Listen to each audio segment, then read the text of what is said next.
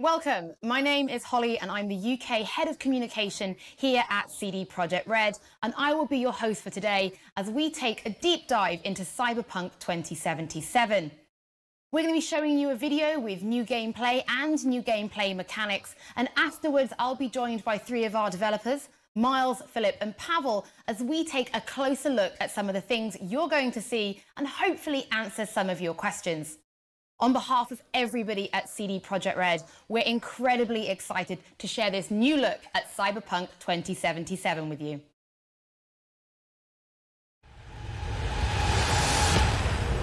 Hey V, you alright? Let's do this.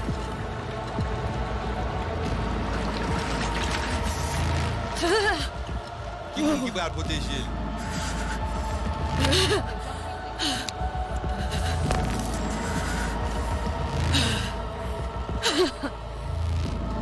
Okay.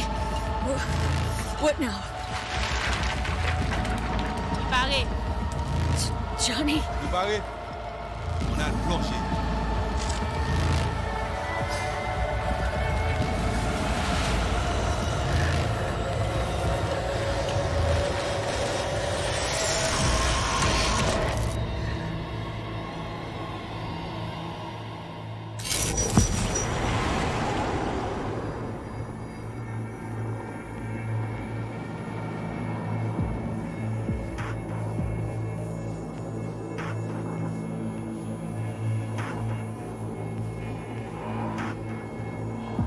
Where are we?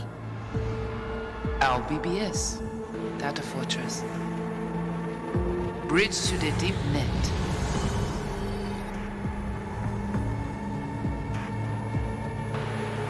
Beyond, there are no borders.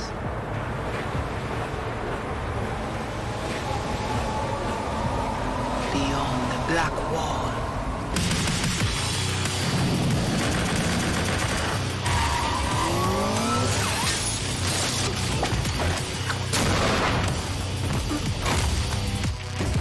Welcome to the Cyberpunk 2077 2019 Deep Dive video. In last year's gameplay reveal, we showed you our vision for the world of Cyberpunk 2077, its quests, and visual design. This year, we'd like to give you a peek at some of the playstyles you'll be able to adopt as your character progresses through the story. Here goes nothing. You're about to see sequences embodying two distinct approaches to playing Cyberpunk. We'll show you a strong solo build, that is, a character who focuses on employing blunt force and taking instant action, and a netrunner build, a playstyle taking frequent advantage of stealth tactics, hacking, and battlefield control achieved using malicious software. Additionally, you'll learn more about Pacifica, one of the game's districts, two gangs, the Animals and the Voodoo Boys, and you'll see glimpses of Johnny Silverhand, the digital construct who haunts our main character, V. A word of caution.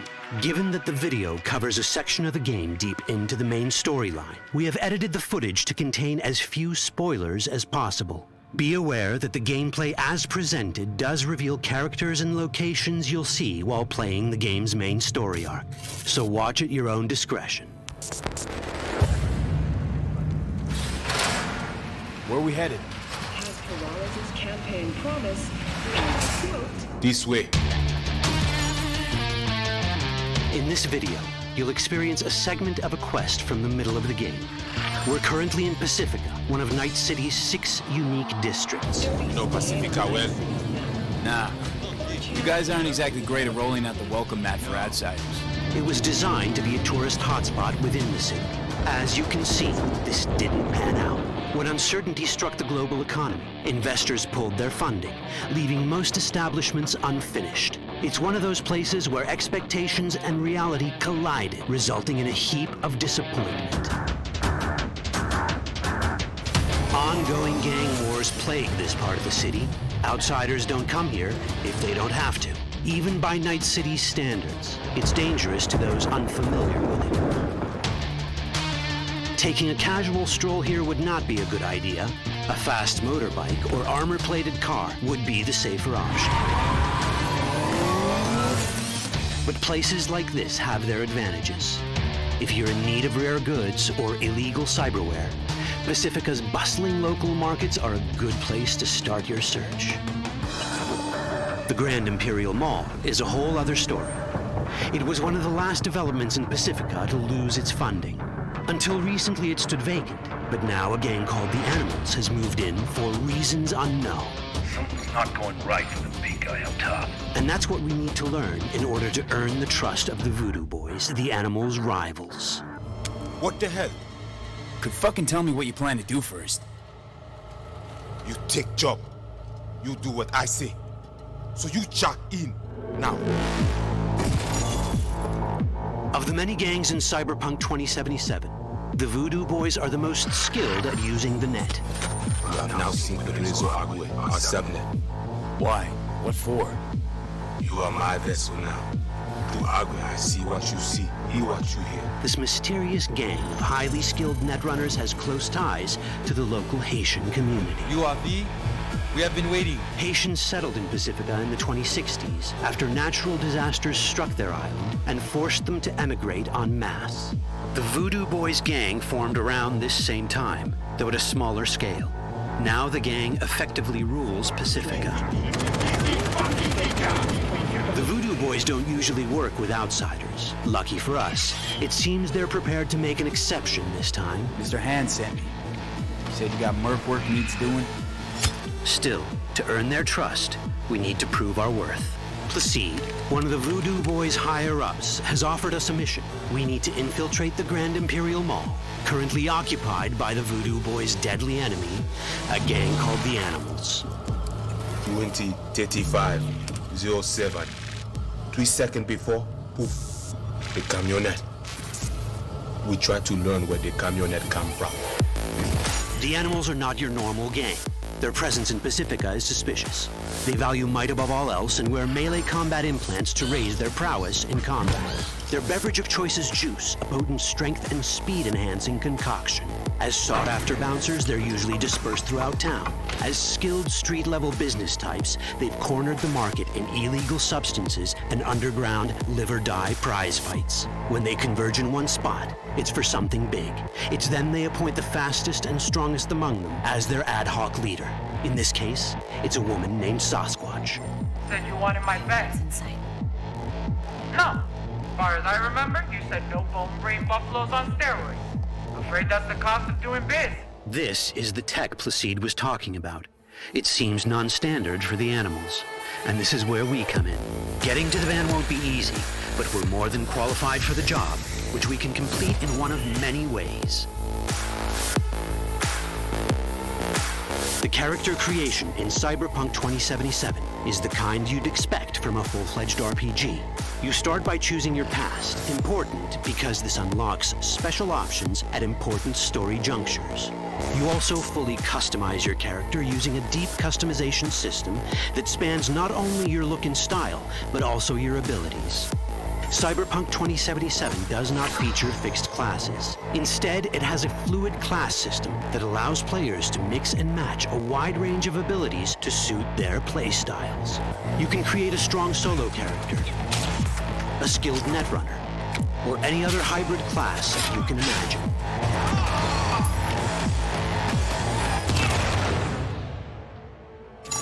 Let's see how a solo playstyle in Cyberpunk 2077 might work. Solos prefer a direct approach. They use guns and might to get things done. So let's wreak some havoc.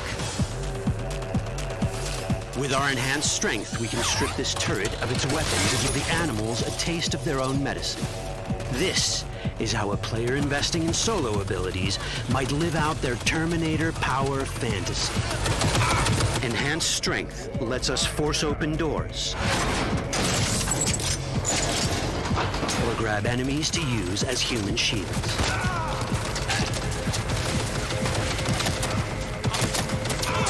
We also gain access to powerful melee combat cyberware. So even someone as fast and strong as Sasquatch, the leader of this group of animals, is not impossible to beat for a solo. But Sasquatch has a different game plan. She's out to jack in and hack us. Let's see how this plays out. Ready for some fun? Proceed. What's going on? Try to scramble loose. Deal with him.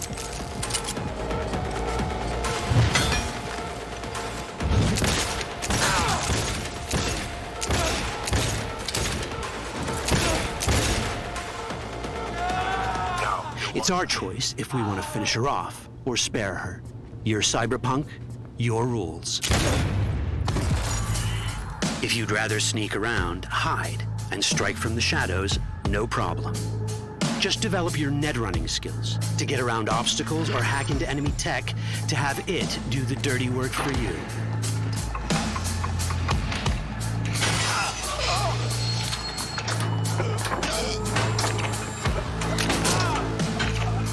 Net running abilities mean hacking skills that let us use our cyber deck to breach access points. For this, we fill the buffer of our cyber deck with a string of instructions represented by these letters and numbers. Matching the instructions for basic access grants us control of devices connected to this network. The more instructions we match, the more control we gain over elements in the network. We can hack our way through in numerous ways. A quick hack may grant us control of the security camera. Another one should let us tweak the difficulty of the training bot to create a distraction.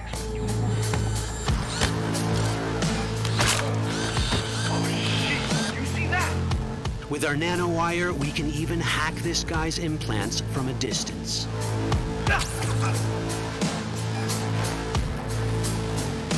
In this world, almost everything is connected to a local network. And that means it can be hacked. Ours is a wolf.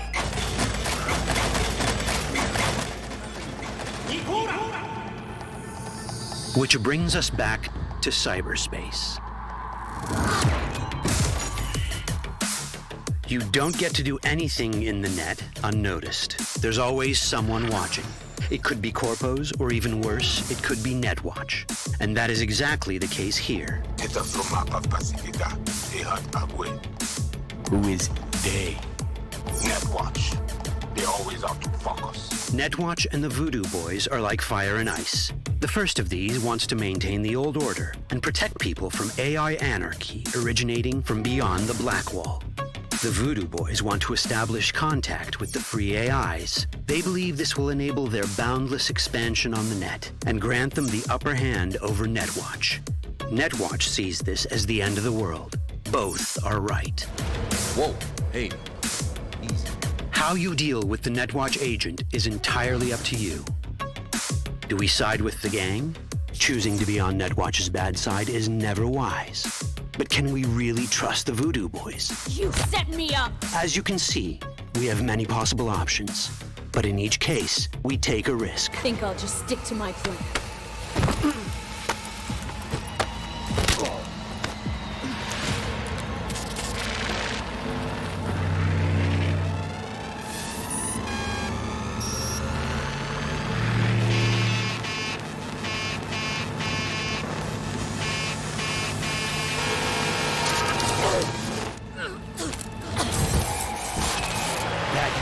Out well. In the world of Cyberpunk, few things go as planned. And that was just a glimpse of how complex the branching storyline in Cyberpunk 2077 can get. Every decision you make will have consequences. Your choices will shape how the world reacts to you and affect your relationships with those around you. One of those relationships is special. Ever heard of Johnny Silverhand? A rebel rocker boy who will be your companion throughout your adventure in Night City? Come on, really think they give a rat's dick how you look? Like everyone in Cyberpunk 2077, he has his own agenda. You'll decide if he'll be your ally or your enemy. And that chip in your head, the one thanks to which Johnny lives inside your mind, well, that's a story for another time.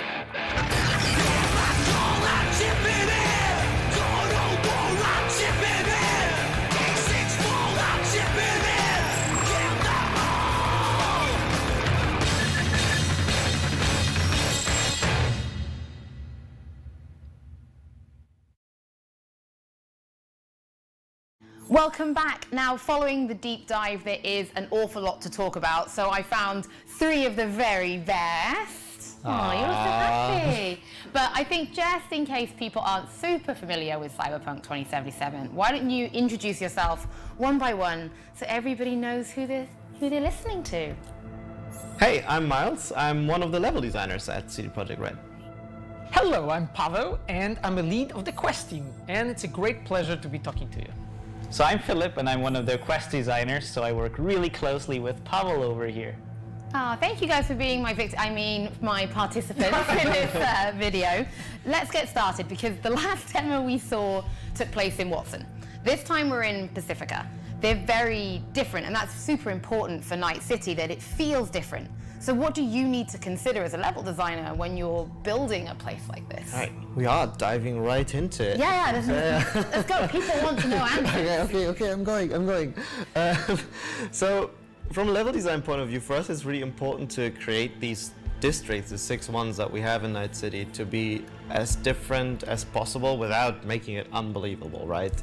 And we sort of orient ourselves around sort of how we approached, let's say, Skellige and Novigrad No Man's Land in The Witcher 3. So we're sort of aiming for a very noticeable difference. And this has multiple purposes, right? First off, we want to enhance the variety in the game, right? It would be kind of boring just to have a lot of the same throughout the entire city. We have one cityscape, so we need to create this kind of variety, and that's actually a really fun creative process as well. And secondly, we need it as a navigational tool. That means that when you as a player move around the city, you should know where you are simply by looking around. And thankfully there's a lot of lore that we can sort of dissect and make our own that helps us around, but we also add our own sort of twists to the whole thing, right? So in terms of Pacifica, we know that it's pretty fucked up place, if I can say so. And what I mean with that is that it's pretty noticeable that it's almost post-apocalyptic, right?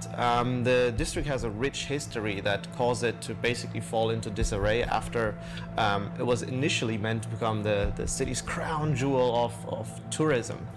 But clearly, as you can see from the footage, that actually didn't quite work out that way. And now you'll actually see things like burning cars on the streets, right? And it's very deserted. So much unlike Watson that we showed last year, where the streets are bustling with people, here there's way less. Because it's simply a very dangerous place that you don't want to really go if you don't have to. And again, that's one of these things that once you enter the district from the rest of Night City, you'll actually notice that, right? And of course, all the destruction going on and all of the, suffering and pain. Our favorite and things. Violence, as it were. So what kind of things are exclusive to Pacifica? Because you don't want people to just come for the quest and then leave and that's it. You want people to keep coming back to this district. So what can people find there? This is what I meant when I said it's a very fun process to think of these kind of things, because these sort of characteristics that we give the district directly sort of birth the things that you can find there, right? And amongst the destruction, you'll still find people living there, right? Pacifica is inhabited by a large Haitian community, and each district sort of has a kind of dominant gang who has taken over there. In the case of Pacifica, that would be the Voodoo Boys. And unlike the Maelstromers that we saw last year, the Voodoo Boys are actually deeply ingrained within the community that lives there. And they actually they're not your typical sort of street gang, in the sense that they don't really bring a lot of gunpowder to fight themselves, but they actually specialize in cyberspace. They're obsessed with the mysteries of cyberspace. They've sort of almost made it their own religion, if you will, and they have the reputation of being the best netrunners that you can find in Night City. And it's a very cool gang that V, of course, our main protagonist, will interact with in several ways. How? You will have to find out. And I mean, that's just one of many, many different ways you'll really experience Pacifica. As I said, all of these things together, the culture, the visuals, the architecture, and the history really will be very distinct to the district. At the same time, we're of course trying really hard to not make it feel disconnected, right? There's always a link. It should always be believable. That's one of the sort of core pillars that we build everything on. But this will make it for a very unique experience when you delve an adventure in this district compared to others. And when looking at the stories that we'll be telling in this exact district, we always make sure that it always fits to the environment, to what we want to build. So, you know, the street stories that you will find, their side quests, and the main quest that is actually placed there, it always tells the story of the community, of the people, of the characters that are living there. And the Haitian community, right, they arrived actually in Night City because of the environmental changes that were happening in the world.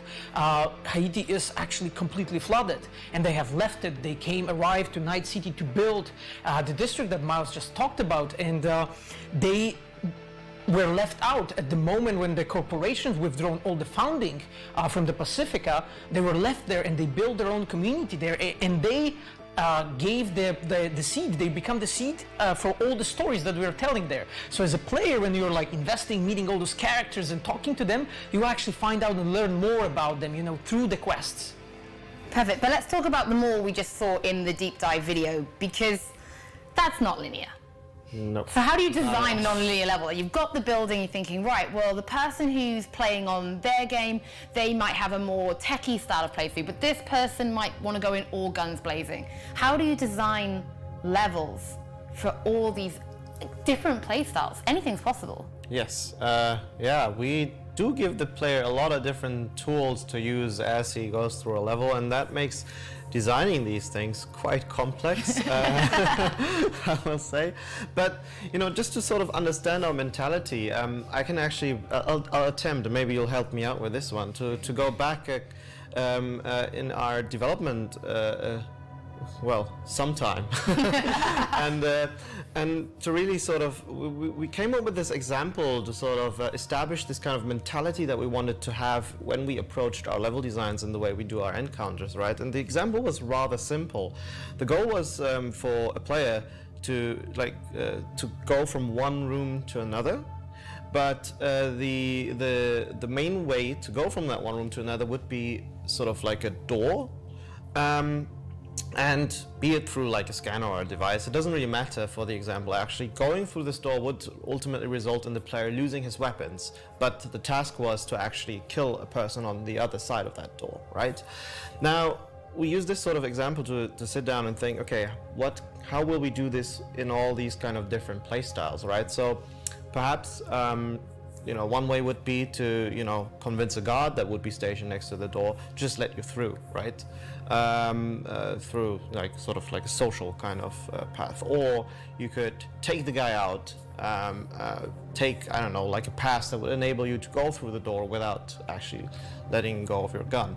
Maybe if you are invested as a melee character, it actually doesn't really matter to you. You just walk through the door and then punch the guy on the other side into like a pile of blood. Or maybe as a kind of hacker type of character, you try to find a way to breach the network, to disable the device, right, the scanner that would prevent your weapons from usage, allowing you to move through and then use your guns on whatever your target is. Maybe as a kind of fast solo kind of character, you'd be able to jump out of the window onto a windowsill, double jump to the, you know, like a balcony, and then enter through the window there. And the list goes on and on with examples that we try to come up for this kind of door. And it's sort of, again, it's just to showcase how we sort of think about these levels, right? As you know, putting in a problem that the player has to solve, and we give him a lot of different tools and possibilities to solve this issue or bypass it in their own way. And that is how we're hoping to really create an experience for the player that they feel inherently is their own, right? They came up with a solution given the systems that we gave them, and they really get to feel like the badass Cyberpunk V that we want them to feel like.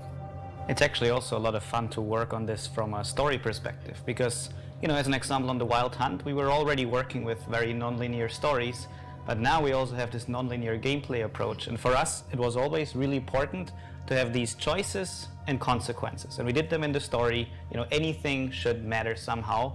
But now we can also say, okay, players have all of these different choices to solve a situation. So of course, there should also sometimes be some consequences. And not just on the gameplay side, how you solve it, but of course, you know, the story should react to it. Do I just run into this room and kill a few guys, or do I, you know, choose a super different approach? Sometimes this can now open up a completely new way to go through a quest. So, you know, it actually, I think it added to this whole layer of non-linearity.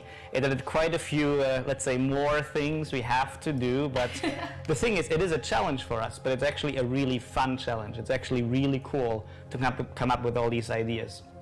And the thing is also, our quests are iterated upon a lot. So as an example, you know, quest designers, of course, we play them ourselves. Pavel as our lead plays them again. Directors play them. And also, you know, most importantly, QA plays our quests a lot, and our QA team has really, really good ideas. So, you know, they always think, okay, what do I think right now? What would I want to do in this situation? And then we often communicate, and this is how some of the best ideas are actually created, just through going through these missions over and over again, and always finding some new ways to approach them and some new ways to, you know, find interesting consequences, what to happen afterwards. Yeah, and that I think sort of ties up with a whole philosophy of a game, which is the freedom. And we have a freedom on the story layer, and maybe I don't want to talk about it too much and not to spoil it, but but it ties up with the gameplay very well, with like the way how the levels are constructed and with branching gameplay, as Philip just explained, because player has freedom playing the game. You build your character the way you want, and you play the way you want. And you want the player to feel this choice, you know, that he's doing depending of, you know, how skills he's assigning, what weapons he or she is picking, and all that, and it all comes together as like, you know, fulfilling this ultimate like cyberpunk fantasy. So in the demo we obviously saw the bike, there was a little mention of the heavy armor car, but can you tell us a little bit more about the kinds of vehicles that will be in Cyberpunk 2077? I can tell you a little bit about it. So there's of course many different kinds of vehicles, because we want to create a real open city, a, you know, city that makes sense in the year 2077. So there will be all kinds of vehicles, and of course there's also, you know, society is very different. So, you know, we also have different art styles that correspond with the different parts of society. So we have the art style called entropy. So as an example, you might see vehicles that are just very useful. They're made to just bring a person from A to B, or, you know, they're made to do a job. And of course, but, you know, the player can choose to have them as well, especially if, you know, the player might not have that much money yet. But there's also, you know, super luxury high-end vehicles on the other side of the coin. So of course, you know, you as a player are only limited by what you can afford. That's like real life. Yeah, it's, life is like that's Cyberpunk. what we strive for. But yeah, you know, we try to thrive for variety. So, you know, we also looked like, what are the kinds of vehicles players would want to have in a Cyberpunk game? So, you know, we don't just have cars, we of course also have bikes, like our very own Yaiba Kusanagi here, one of my favorites. It's a very, very cool bike. And there's some, let's say, surprise vehicles that are still to be seen in Cyberpunk that I don't want to spoil here, but I would say something very special that's also dear to my heart. Now I'm really intrigued. But of course also, let's say, the super highest echelon of people in that city, they also have access to AVs, so flying cars, which is something that you as a player, you're not part of that world, but through specific story moments you might get to, you know, ride in them sometimes. So, you know, we want to give you a few different experiences. But yeah, you can also, of course, you know, you have your garage where your apartment is, so you can also have your own vehicle that you store and that you can call to yourself. So you know, you can't call your vehicle Roach if you want to. It's all up to you, but it will be your very own. I wonder how many of these cars are going to be called Roach now that you've mentioned it. So Night City is massive, and that's like a point we're really trying to make. It's a huge, huge city, and you kind of want people to explore it by foot, right? You could just walk like from point A to point B if that's what you want, or drive. You could, but probably you would get pretty tired because it's a pretty big place, so you will have to walk a lot. So the thing is, you know, we do not have loading screens while exploring the city. It's a completely seamless place. You can go, you know, wherever you want. And of course, Night City is a very dense place, so there's lots to see on your way. But the thing is also, you know, as with all things, we want to give players a choice. So of course there's the option to fast travel. But the thing is actually the way we're designing the city, we actually kind of feel like, even when we're playing it ourselves, that fast travel is often just...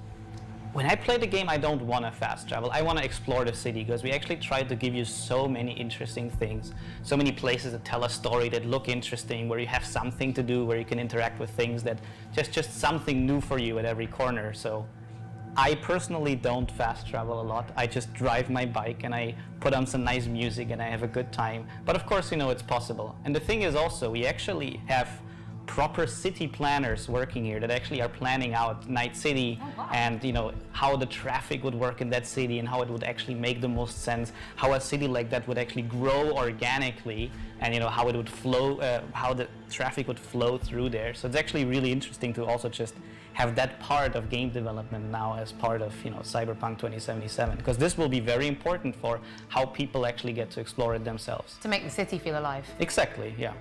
Okay, so in The Witcher, everybody who's played The Witcher knows those question marks on the map, those points of interest. You dreamt about them when you were at work, you just thought about them. You can't walk past them. So what will we be sort of looking at for Cyberpunk? You know, what are those things that are going to be all-consuming us, so we are probably not paying attention to the main story? We're going to be like, oh, I've got to go do that first, and I can't go and do this until I've done that one over there. What will we be finding? So in Night City, you actually really want to tie it into the world. So as an example, most districts have a so-called fixer. Like you might know from our gameplay demo from a year ago, there's Dexter Deshawn. And people like this, they can give you jobs that also fit the specific district you're in. So if when you enter a district and you're kind of known as a mercenary who's doing certain things for money, fixers might contact you and they have some jobs for you. And then these jobs, as an example, they can be street stories. And they show up on your map, and you get an icon, so okay, this is this kind of street story. And we always want to put some interesting story to them, because after Wild Hunt, we actually founded a completely new team, the Open World team, which is actually creating some amazing content to actually fill this world with things that are meaningful. So we actually want to make this that you can do many also smaller things around the city, but they're actually all cool and unique in their own way. And one cool thing is also, of course, they appear on your map, but the map in the game is actually properly immersive. It's that really, really cool looking point cloud version of Night City. And you can see the tasks from your fixer there. But the cool thing is actually, because you're a character in Cyberpunk, you're V, and you actually have this information. So it's not just the player seeing them, it's actually your character seeing them as well, because it's all part of the world. So we want to give you this full immersion. Yeah, it's actually really, really cool for us that with the street stories and all the other content, we're essentially sort of giving him like almost our Witcher 3 side quest treatment, in the sense that even simple tasks can be fun and exciting if we pack them up in a cool story and root them within the world, right? We can use these street stories to expand further on how life in Night City and the world of Cyberpunk in general works. And sometimes this might even be a better staging ground than the main story itself, right? Where just like, hey, let's see how everyday life works in this kind of aspect, from this perspective, in this scenario. And actually that's, again, like for us, that's a lot of fun. And it's a very exciting process, and I hope that when players play it at the end, that they will actually find that it sort of enriches their experience, because they always kind of have this impression like, hey, wow, no matter where I go, things are actually worked out, right? It's never just a simple sort of task of, hey, do things, like, but there's always a reason, there's always an understanding of why you're doing things. And even in those few scenarios where it might seem a bit more, oblivious, you'll usually find that, there's more to it that meets the eye. Yeah, and one interesting thing about those street stories is also that, our main story is of course your own personal journey through Night City, but the street stories are actually, because you play a mercenary who's trying to carve their way through the city. This is actually your job, so this is actually the role you now inhabit in this city, so actually you're part of that system through these street stories and through working with fixers. So it's actually this whole different way of playing the game and feeling immersed in the city. Can't wait to lose my life to them. So in the deep dive, we can see that the character has 3 sort of origins that we can pick. I mean, what are they, and how do they actually affect the gameplay? Oh, okay. You're like, yes, let's go. Yeah, okay. I'll go into my 50-minute answer. Okay, so we actually call them life paths. Those are the origin stories that player can pick, and it's actually 3 of them. So you can be a street kid, you can be a nomad, or you can be a corpo. Now, each of them actually defines the beginning of the story for the player. So you start in a completely different way than other life path, and you are slowly introduced into that story. You know a different people, you're in a completely different place in life, you're in a different place in Night City, and your story slowly, you get involved into that whole thing with Chip and Johnny Silverhand, and eventually, you will land there. But you actually start off being a completely different person. Now, what is important with that is we actually take that through the whole game, and you as a player, you can actually associate yourself with like nomads, you can associate yourself with corporate people, or you can be a part of the streets, and it's really up to you, what path you want to pick through the main story. And we did our best in the quest team to like support all those like 3, I would say, main ways to go through the story. And of course, player can like mix and match anytime, any way he really wants, or she really wants, but it's something that we take from the very beginning till the very end. And what's important there is when you're in the scenes with the characters, so when you're discussing things, you can actually use those things. So if you're a corpo and you know how the corporations work, what are their normal methods, what's the deal with them, you actually can use this knowledge and sometimes get something more. You can actually unlock side branches in the dialogues, and you can unlock side branches in the whole quest sometimes. And this is a bit exciting, I would say. It's something like the way how we to make sure that the player can role play their character, to become that person. And in the demo that we have shown in the recording, you can see this moment when you choose that character that you are becoming later. And the characters that you are meeting in the main story, they are also representing those different groups. So in the first demo a year ago, we have shown Meredith Stout, a person, she is a high-class corporate woman from Militech. She has a lot of power, also a lot of responsibility, and you are on her way. And you can see, how that interaction looks like. So when you're from corporation, maybe there's something you can do a bit more with her, and that goes also for others, for nomads and for street kids.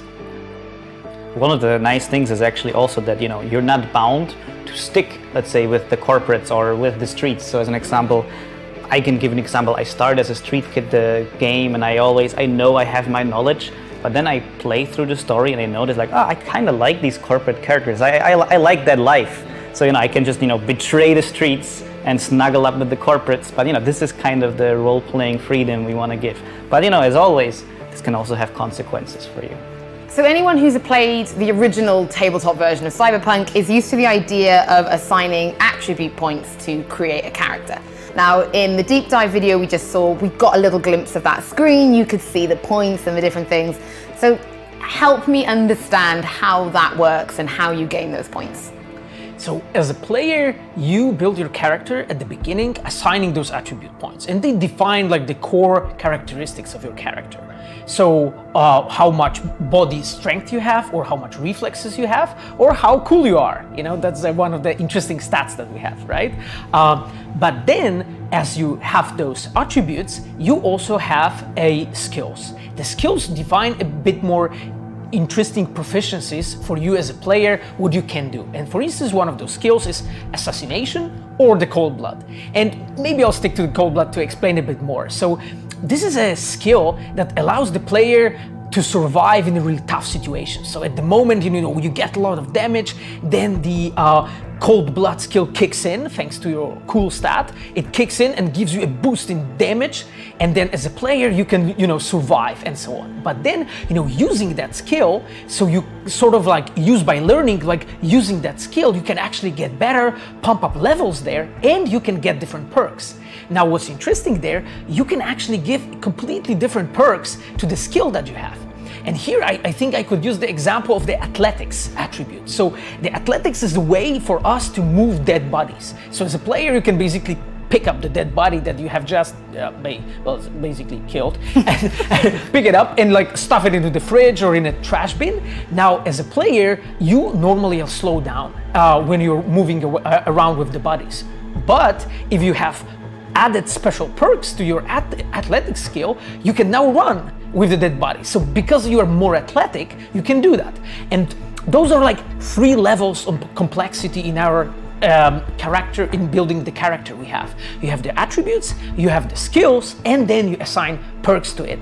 And those 3 come together to allow you to create your own amazing character that you want to play it. A lot of people think this is maybe how cool you look and it's all about the jacket you're wearing, but the cool stat is not style-based, is it? Well, you know, this is Cyberpunk, so being cool is of course very important.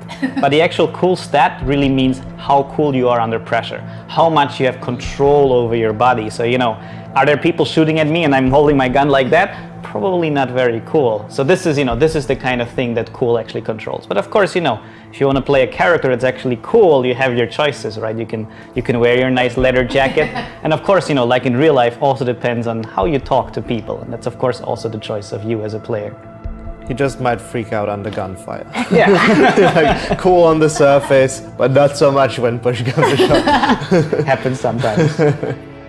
So in the deep dive, we saw a quick clip of the inventory screen. It looks like a proper old school RPG screen, you know, with the little blocks of the system. And I know the community wants to hear more about what they can expect. So tell us more, Miles. Oh, I will. Now, of course, like how I always say is, you know, in Cyberpunk, the inventory screen is, of course, where we manage our items, right? But most importantly, in Cyberpunk, it's where we also manage our style. And just as Philip just touched on, you know, like it's really important for us to be able, for you to be able to realize your character, and that, of course, comes in the character creation, but also the way you dress your character, right? We're pretty much aware that there's sort of this, in most RPGs, there's this common sort of disconnect between the stats on an item and the looks. While we can go into details here, let's just say we're aware of this sort of, you know, conflict, I guess, of interest sometimes.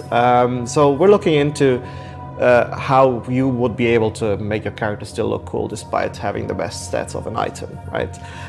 Just goes to show that that is really important to us. And of course, you know, the whole role-playing aspect goes even further, because we'll have some customization options not only for the way you look like, but also your guns, right? In the inventory, you will of course decide what kind of weaponry it is that your character uses to kill people with, or sneak into different you know, bases, locations, because of course it's also where we mention cyberware, and all of these little things brought together, again, they've sort of allow you to fulfill your sort of what do you call it, character fantasy. That's the word I was looking for. In the inventory, yes, we're changing our clothes, we want to look super cool, but what about cyberware? Can we do anything with cyberware from the inventory screen? Oh, yes. So imagine inventory screen, right? So if you see the player there, you have a slot. So normally in, like, let's say fantasy game, you would equip a armor, right? Or you would equip, I don't know, a leg piece or something. Like right now here, you can actually replace that with a cyberware, right? So you can get your legs replaced to your cyber legs, right? And those can give you different skills, like let's say double jump. But then as a player, you can upgrade actually those and let's say enhance them in a way that they give you something special to it. So for instance, you can actually make them jump in a way they do not emit that much sound, and they become like a really stealth tool. So because of that, you can traverse in a quiet way through the locations. So this is how you actually upgrade your character. You just go over your body and replace whatever you need. And in the lore, there are Reaper dogs who help you out with that when you have to install those core pieces of cyberware, like for instance the Raven control system that allows you to control the flathead. But there are also other pieces that you can do on your own. And on top of that, as a player, you can also find pieces, small pieces called shards. And those, if you slot into your slot, you can actually, they give you a power of a given cyberware, so you can try it out. So as a player, you can experiment a bit, you know, and see how it would be if I would have installed, you know, some special piece of cyberware in my body. And that allows the player to, you know, to see stuff, to figure it out, to build their character the way they want. Okay, so we know we can equip some of our cybernetic enhancements in the inventory, but like, where do we get them? Like, how do we get more enhancements? All right, there's actually multiple ways of going about that, right? The most obvious one is going to a so-called Ripperdoc and getting new cyberware built in you, or enhancing the cyberware that you have. Some of it you will actually get through as you adventure through Night City. Things like the Kuroshi Eye implant that we have, right? It's almost mandated on top of you because it's sort of like a core gameplay mechanic to be able to scan things and get additional information on certain circumstances. And of course, then we also have something we call the street cred system, right? So as you progress throughout the game, you will also unlock more street cred through your actions, and that will enable you to unlock more content in the game. That means, you know, more vendors will open up to you, more services will open up, people will have heard of you and are more willing to work with you. So there's actually multiple ways this affects your experience, and yeah, one of them being, you know, like the cyberware that you have access to. Cool. So Netrunner was featured pretty heavily in the deep dive, but can you give us a little bit more insight into some of the combat skills or abilities that come with the idea of building a Netrunner class? Yeah, so I think using netrunning skills gives you lots of, let's say, opportunities to be very creative in how you play the game. So I can just give a few examples. So we have access points, and access points are, you know, in the world of Cyberpunk, they can control all the different devices in the area, which of course as a netrunner is pretty useful because you can hack that access point, and if you successfully do that, you can now use quick hacks. You can actually from a distance take over different devices, like as an example a camera. You can do many different things with it. Look through the camera and have a completely different view, or just, you know, turn it off if it's in your way. And of course, you know, you can take over a turret and make it fight for you, or you can do many different things. You know, we also try to come up with nice custom things. So, you know, depending on where you are, let's say if you're in a gym where there's some nice boxing robot, of course, you know, maybe you can do some fun things with that. So I think as a netrunner, it's always lots of fun to use different things. And as an example, if I would use lots of netrunning skills, it's also really useful to use lots of cool skills that make me really good at stealth, so I'm, you know, really under control. So netrunner can be really good at, you know, also using distractions, like if there's a vending machine, just make it spit out some drinks, and then of course, you know, some people might look after that. But the thing is, a netrunner isn't, you know, just a stealth character. There's also cool, aggressive netrunning abilities, because, you know, we always want to give you the choice of how to play. So we have your nanowire cyberware, which is really good at hacking enemies from a distance and then actually taking over their cyberware. So, you know, most people in this world have cyberware in their body, so just like access points, very good times for netrunners. So you can then control that cyberware and also do some nice things, like, you know, as an example, hack someone's cyberware in their hand and make them do some things they might not want to have happen to them. But the thing is also the nanowire, of course, it's a wire, it's nano, it's very, you know, sharp, so you can also use it as a weapon or as a whip, and, you know, the netrunner can be very effective at using his skills in combat as well. So it's all just, you know, your choice as a player. What about, let's say, because this all sounds amazing, but let's say you want to do slightly non-lethal, because in the deep dive we saw with Sasquatch at the end, there was an option. You know, do you want to put her out of misery, or do you want to let her live? So how do people play it, like a non-lethal playthrough? Can you build a class to help you do that?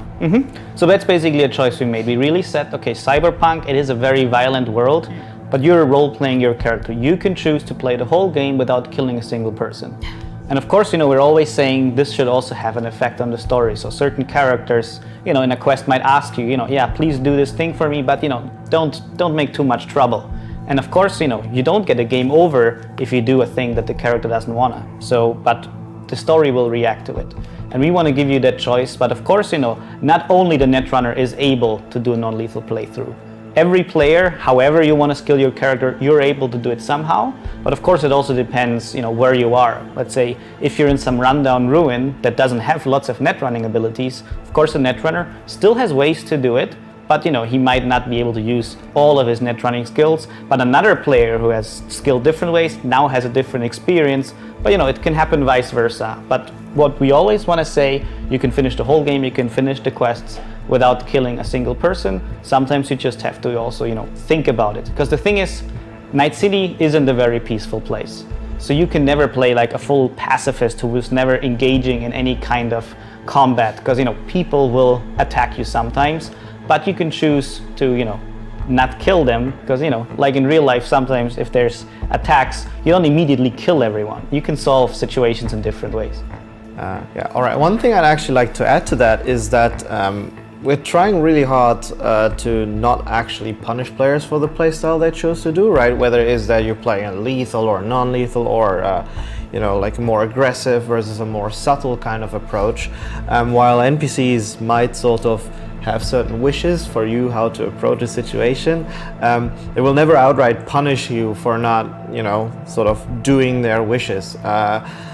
Because we really want to give players as much freedom as possible, and, you know, punishing the players for certain actions like that, which is basically them choosing to play their character, would directly contradict this kind of idea that we're trying to set up in terms of role-playing fantasy.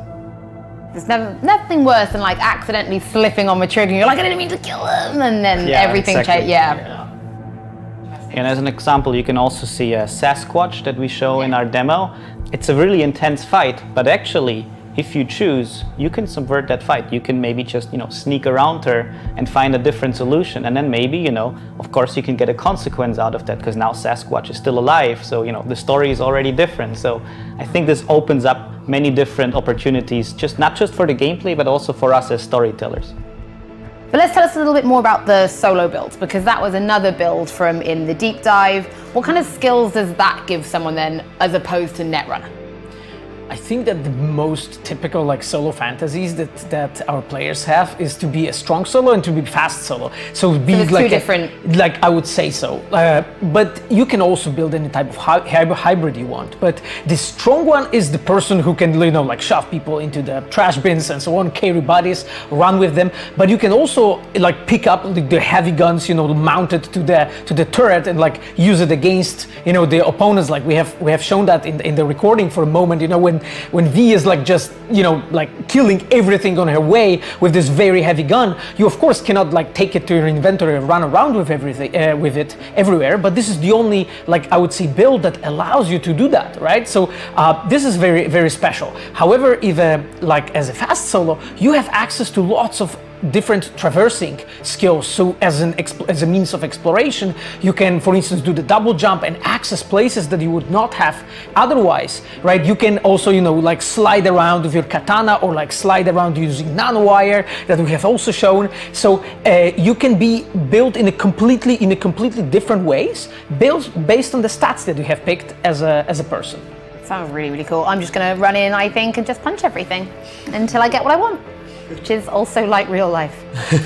Yeah, this exactly game is so close to real life. It's quite incredible, actually. It literally happens every day. So we know we've talked about Netrunner and Solo, and we've shown both of them in our deep dive, but that's not just it, right? Like there are other builds. So, you know, maybe tell us about Techie.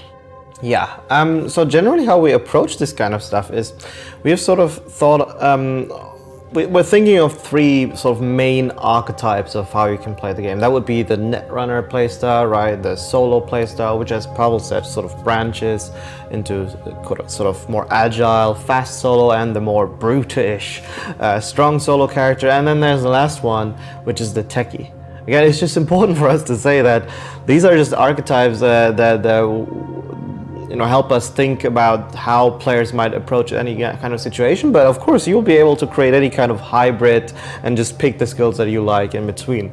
And the Techie, you know, is sort of a more technically affiliated playstyle, right? Whereas the Netrunner is the one that sort of manipulates devices that are active by hacking networks and taking over control. The Techie is actually the one that sort of dabbles with the hardware itself and cables and whatever drives machinery, all that stuff. And to add on top of that, we're actually layering our little buddy called Flathead, and he is what we call a spider bot, a kind of very sophisticated piece of military hardware that the player will be able to use when he chooses to you know, invest into the Techie playstyle. And Flathead is an interesting one because he's a pretty, basically this autonomous robot that listens to your commands, and you can basically send out Flathead to do certain things for you, right? You might be able to send him out to manipulate certain devices, right? There might be, I don't know, let's come up with an example here. There is some sort of broken lamp or something, or like a broken gadget. You can see it with your scanner, right? And you might actually send Flathead to do a little bit of tweakage there to make that object fall down onto an enemy, right? Or other examples would be to use Flathead to, you know, directly engage with enemies. There's a certain customization options that might be tied to a buddy robot, and I hope actually players will get like oddly attached to their little robot buddy, right? And again, this is like a whole sort of layer, another layer of how you might play the game. And as I said earlier, with us thinking of the archetypes, it is like one of the many possible ways of how to play the game, and we're trying to add as many tools as we can for all three of these archetypes to really sort of be able to manipulate the game world and feel like, yeah, this world, you know, if I look around, I see opportunities that suit me. You know, you're maybe fantasizing to play as a sort of Terminator kind of character, right? We have our scanner, you look around, see opportunities, and you seize them, and how you seize them and what opportunities arise for it really just depends on what kind of character you're playing and what skills you have invested in. Okay, so we all stand Flathead. We know that Flathead is everything, but also let's talk about actual weapons. Let's talk about guns. What can we expect? So we saw a few. We saw the Militech turret being ripped out, used as a machine gun. We saw the nanowires, but tell us a little bit more.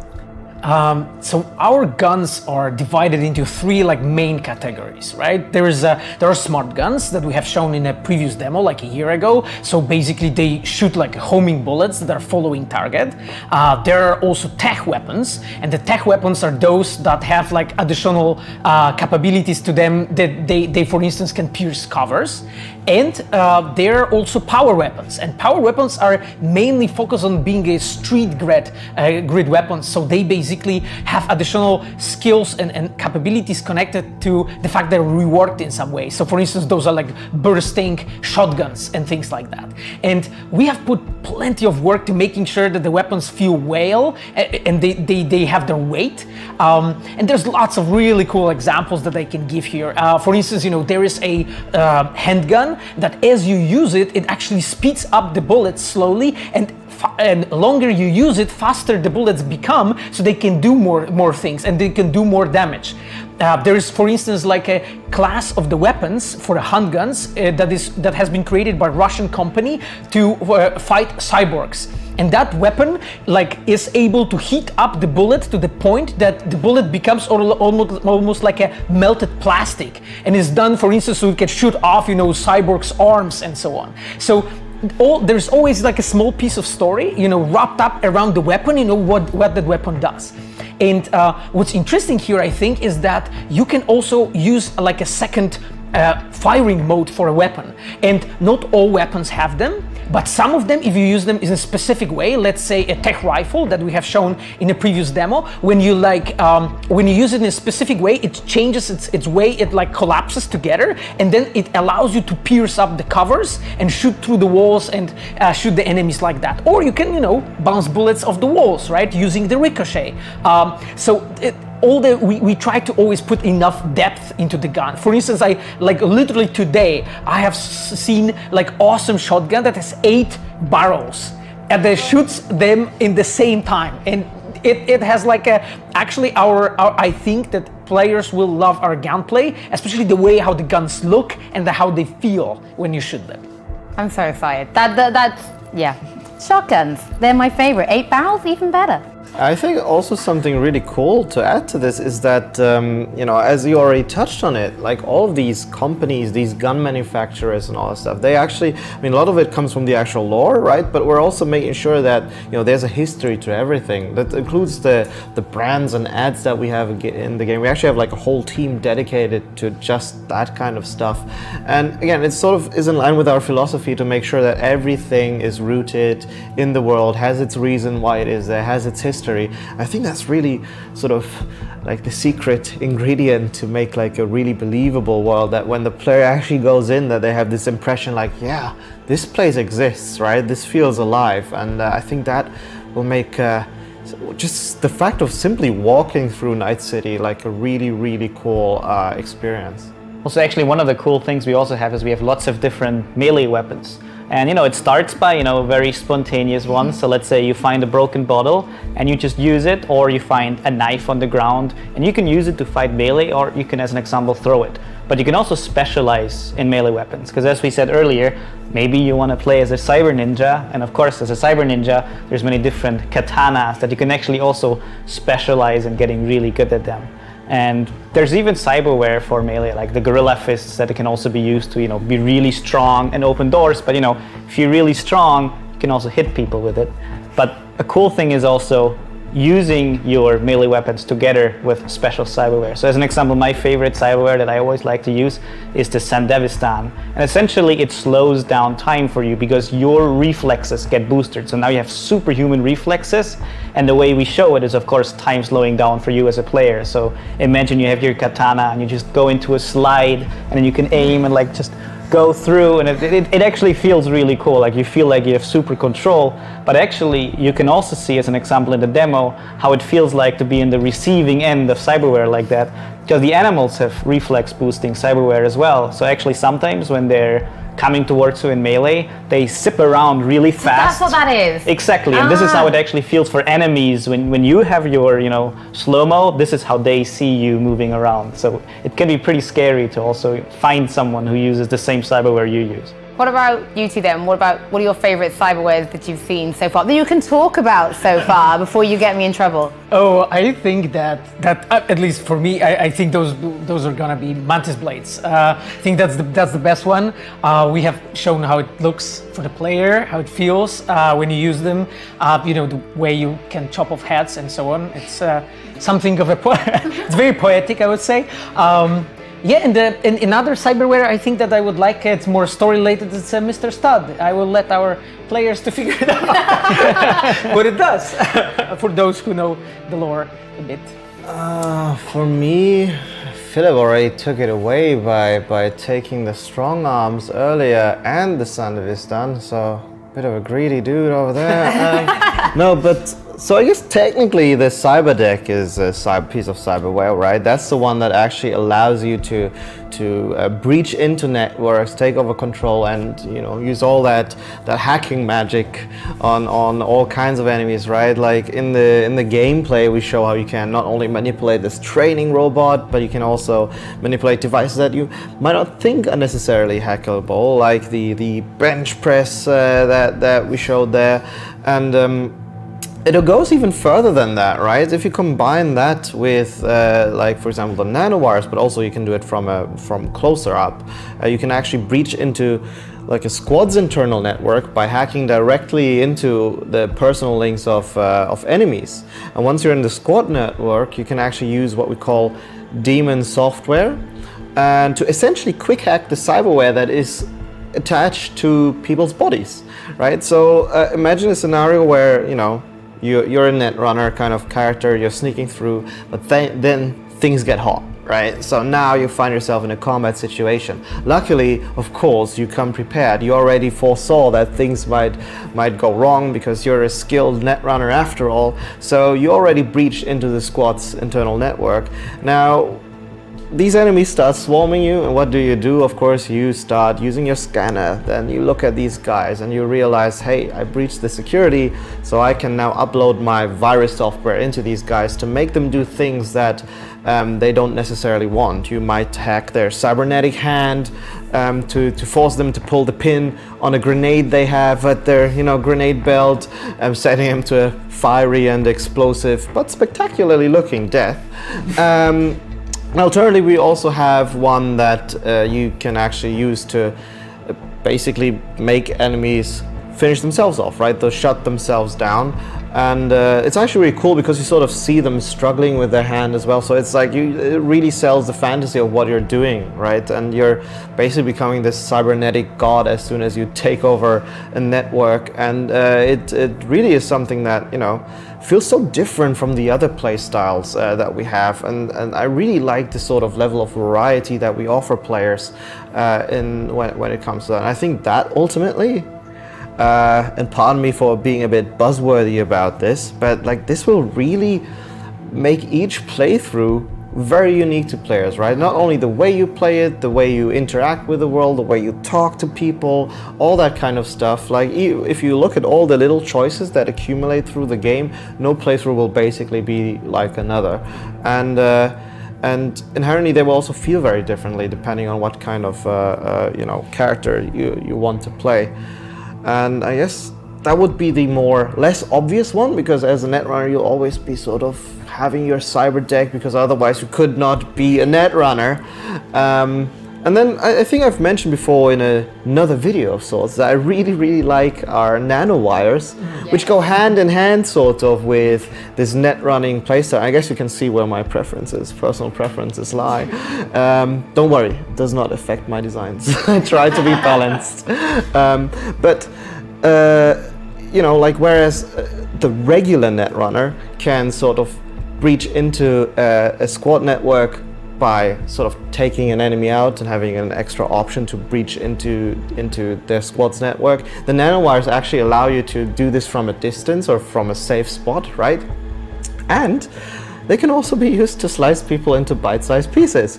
So again, as Philip said much earlier, if I remember correctly, we've been doing this for a bit. There's actually, no playstyle that is sort of meant to be played in a certain way, right? We don't go, okay, the hacker kind of character, he's the stealthy guy, he needs to operate from the shadows, whereas the solo type, he's the one that, just goes out and shoots everyone. No, you can actually still, within these playstyles, choose how you play the kind of character, lethal, non-lethal, stealthy, and non-stealthy, and we just give you the tools in all playstyles to do whatever you want with it, right? So if you want to be a combat netrunner, if you will, that likes to use gunfire and making people blow themselves up, sure, go do that, but you can also do it in a stealthy approach. It really lies in the player's hands. So let's say I've got my 8-barrel shotgun. It's my favorite gun. I love it. What can I do to it? Can I customize it? Is it moddable? Are there any options for, really making something special and one of a kind? So I think we can say that there are like two major ways what you can do, how you can customize your guns. One way is customizing the visuals, and those are different skins and like paint overs, paint jobs that you can have on your gun just to make sure that, when you're a Cupid, that your rifle is pink or purple, if you really want it. But then there's the second way how you can customize it. It's a different sort of attachments that you can have. You can have silencers, you can have like a sniper rifle zoom on the gun. You also can boost up the stats of the given weapon. So in that way, you can basically make it more efficient. So you can make it to look the way you want, and you can make it to shoot the way you want. I think, Miles, you've mentioned this before, that also changes the animation, right? As it progresses, you can change the way it looks as you reload and things like that. Yeah, so basically the more you use your guns, who figures, the better you become at shooting them, right? You might start as a complete amateur, like I would be with shooting a gun. Good to know. But yeah, I'm not a very good shot. And the better you become with it, that actually affects your way of handling a gun. So, your like your crosshair might become smaller, indicating that your accuracy increases ever so slightly, and that will also sort of influence the way your animation looks, like your reload speed will be faster and all that stuff. So you actually really get this sense of progression and your character evolving as you play the game. And yeah, I think that's a pretty special sort of experience if you combine it with the way, you know, that you can customize your guns and kind of really have this feeling that, yeah, this is my signature gun, right? And I'm really good with it. Right, guys, thank you so much. I know there is one thing we haven't talked about from the demo, and that is a little bit more about the gangs. We spoke about the Voodoo Boys a bit, but we haven't even really spoken about the animals. And while I know you guys know everything about Cyberpunk, I thought I'd actually throw out to maybe the godfather himself. So I caught up with Mike Pondsmith at Gamescom to ask him, who are the Voodoo Boys and who are the animals? Hi, my name is Mike Pondsmith, and I'm the guy who killed your Cyberpunk characters. And today I'm going to talk to you about two very important things. I'm going to talk to you about animals, and I'm going to talk to you about the Voodoo Boys. So let's take the Voodoo Boys. When I created them many, many years ago, I was looking at kind of a really interesting idea, which is what we would now call cultural appropriation. What happens when somebody comes in and tries to adopt a culture that they know little or nothing about and does it really badly. But one of the great things about having a few years is that you get a chance to do some redos. And one of the best ones is what we have with the Voodoo Boys now. The Voodoo Boys in 2077 are really Voodoo Boys. They inherited the name, but it was sort of a natural fit. They were coming from Haiti and the Dominican Republic, and they were the real thing. And they managed to take a lot of the elements of their original culture and meld it into the world of 2077 to bring that cyberpunk vibe into a very old and respected culture. So they're a gang, but they're not really. They're more of a cultural phenomenon. They're more a way of cultural exploration. And I think it's really cool because it shows us a side of the cyberpunk future that we normally wouldn't see. On the other hand, they're the animals. Way, way back in my dark, dank past, I used to lift. Don't anymore, but I used to. And I would see guys like the animals in the gym I went to. Guys who lived to get strong, and get really strong, and get really strong. The animals are like those guys. They're in it to basically build themselves up and become the tigers of their particular urban jungle. They want to be big, they want to be bad, and they want you to fear them just because they exist. And you know, it's really easy to fear a guy who blots out the sun when he walks by you. But the animals are very simple. They have an ethos: get big, lift, get strong, lift. So unlike the Voodoo Boys, who have a culture, the animals have a thing. And contrasting that is interesting, because in 2077, you get a chance to see that not every gang is the same as every other gang, and what motivates them depends on the people you meet on the street. Check it out.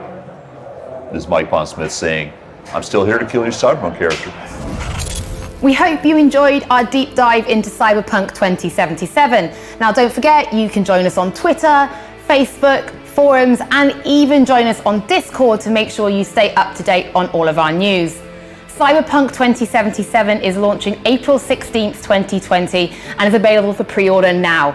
On behalf of everybody working on Cyberpunk and here at CD Projekt Red, we thank you for watching, your ongoing support, and we can't wait for you to explore Night City.